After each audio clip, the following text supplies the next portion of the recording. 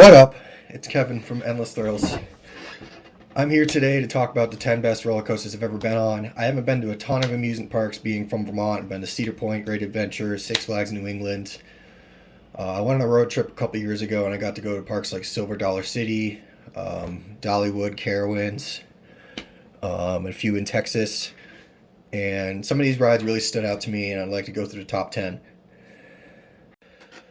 Alright, so my number 10 is Time Traveler at Silver Dollar City. This ride exceeded my expectations. I was blown away with this one. It's got a drop right out of the station. It spins. It's got a few inversions. The hang time is really good. That was probably the best part of the ride, is some of the hang time. It's got some launches that aren't insane, but they're still pretty fun. I highly recommend this ride if you ever go to Silver Dollar City. Alright, so my number 9 is Millennium Force. This is the first Giga coaster I've ever ridden in my life, and I was pretty blown away with this ride. The first drop is amazing. The speed is amazing. It's really long. It's a really long ride. It's like over 6,000 feet. However, it could be a little more intense. Some of the airtime hills are kind of light, like floater airtime, and I hear this ride isn't quite as intense as some of the other Giga coasters and rides out there, which is why I only put it at my number 9. Alright, so my number 8 is Mystic Timbers at Kings Island. This is definitely my favorite GCI out of all that I've ridden.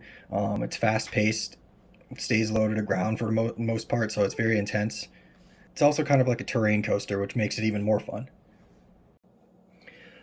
Alright, so number 7 is Outlaw Run at Silver Dollar City. This ride is intense. It's a little on the short side, but its intensity makes up for that. If you haven't been on this ride, I highly recommend it if you go to Silver Dollar City. It's one of the best RMCs out there, and also the way they designed it to go through the terrain at Silver Dollar City is very impressive. Alright, so my number 6 is Lightning Rod at Dollywood. This is similar to Outlaw Run at Silver Dollar City, except it has a launch at the beginning, and that launch is crazy. It feels faster than it looks. At the end of the launch, it shoots you over an airtime hill and then goes through its first drop. After that, it's a terrain coaster like Outlaw Run at Silver Dollar City, so it flies through its terrain at extremely high speeds. This ride has a lot of fast-paced bank turns and ejector airtime. I'd highly recommend it when you go to Dollywood. Alright, so my number 5 coaster is Superman the Ride at Six Flags New England. I have been on this ride many times, as this is one of my home parks, and let me tell you, it's one of my favorites. I'd say it has one of the best layouts on a roller coaster. It has a great first drop, plenty of airtime hills, and a lot of intense bank turns near the end. This ride has everything. The restraints aren't the best, but it's still pretty fun. Alright, so my number 4 is El Toro at Six Flags Great Adventure. This is definitely the best wooden coaster I've ever been on. Their first drop is huge for the wooden roller coaster. It's also very steep. It goes over a bunch of ejector airtime hills, and then near the end, it has a bunch of intense bank turns, kind of like Superman the Ride, except wooden. This is my favorite coaster at Great Adventure, and I highly recommend it if you ever stop by this park. Alright, so my number 3 is Maverick at Cedar Point. This is also a very intense ride. It starts out shooting you up a lift hill, and then it goes through a beyond vertical steep drop. It throws you into a bunch of bank turns, and it has ejector airtime as well. It even has a second launch where it stops and then shoots you through a tunnel before it goes through another bank turn. This ride also has everything. It is fast-paced, intense, it has a super steep drop. It is a super fun ride. Alright, so my number 2 is another Cedar Point coaster at Steel Vengeance. This is my favorite coaster at Cedar Point. I've been on Wicked Cyclone at Six Flags New England many times, as it's one of my home parks, and this ride is like Wicked Cyclone on steroids. It's literally twice the size. Even Wicked Cyclone is super intense, being half the size of Steel Vengeance, so imagine Wicked Cyclone times 2. This ride has a huge first drop, it's 90 degrees, and it goes over several ejector airtime hills, and goes through three inversions, and it's even big enough to have a mid-course brake run. After the mid-course brake run, it's definitely not over yet.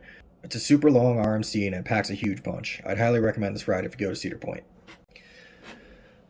Alright, so my number 1 on this coaster list is Fury 325 at Carowinds. This ride is insane.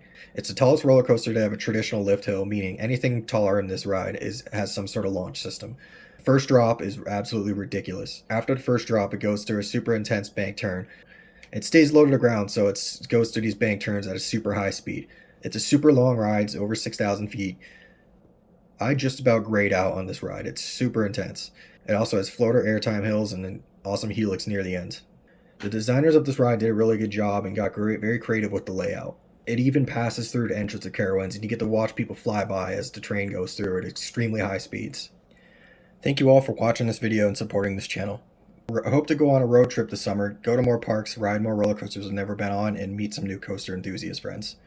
This list could definitely change over time as I ride more rides and get a better opinion of them. Subscribe to my channel for more coaster content, comment below if you've been on these rides, let me know what you think of them, and be sure to check out my future videos. Thanks.